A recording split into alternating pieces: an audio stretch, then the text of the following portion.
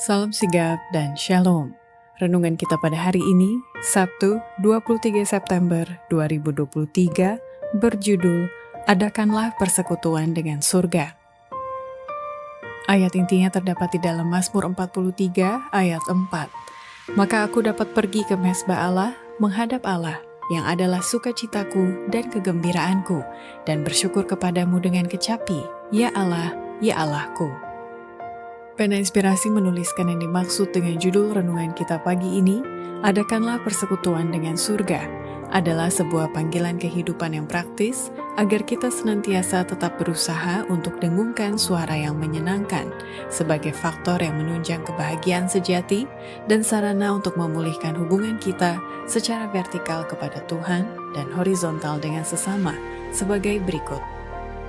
Pertama, salah satu bentuk menanggapi himbauan malaikat Tuhan, adakanlah persekutuan dengan surga, yakni dengan senantiasa menjadikan rumah tangga kita itu menjadi tempat yang paling berbahagia di dunia.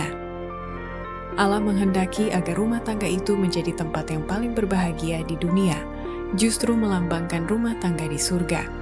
Dengan memikul tanggung jawab pernikahan di rumah tangga, menghubungkan kepentingan mereka dengan Yesus Kristus, bersandar pada lengannya dan jaminannya, suami dan istri dapat mengambil bagian dari kebahagiaan persekutuan ini yang dipuji oleh malaikat-malaikat Allah.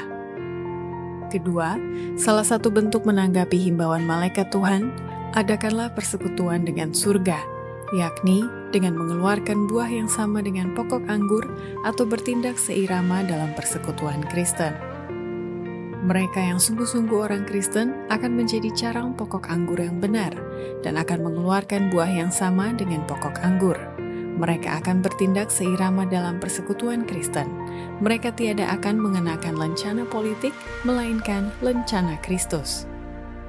Ketiga, salah satu bentuk menanggapi himbauan malaikat Tuhan, adakanlah persekutuan dengan surga, yakni dengan selalu waspada memakai perlengkapan rohani atau senjata Allah.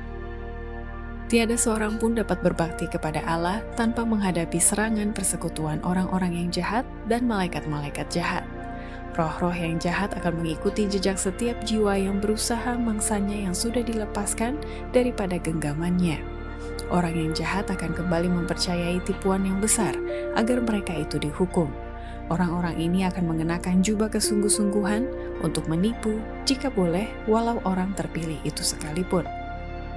Keempat, salah satu bentuk menanggapi himbauan malaikat Tuhan, adakanlah persekutuan dengan surga, yakni dengan hidup oleh iman dan hati yang berubah oleh pendamaian Kristus.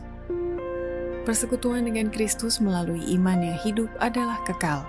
Setiap persekutuan lain harus berakhir. Kristus lebih dulu memilih kita, membayar harga termahal untuk menebus kita, dan orang percaya sejati memilih Kristus sebagai yang pertama, terakhir, dan terbaik dalam segala hal. Namun persekutuan ini menuntut bayaran kita. Hal ini adalah suatu persekutuan ketergantungan sepenuhnya untuk dimasuki oleh makhluk yang angkuh. Semua yang membentuk persekutuan ini harus merasa perlunya darah pendamaian Kristus. Hati mereka harus berubah. Demikianlah renungan kita pada hari ini. Kiranya Tuhan memberkati kita semua.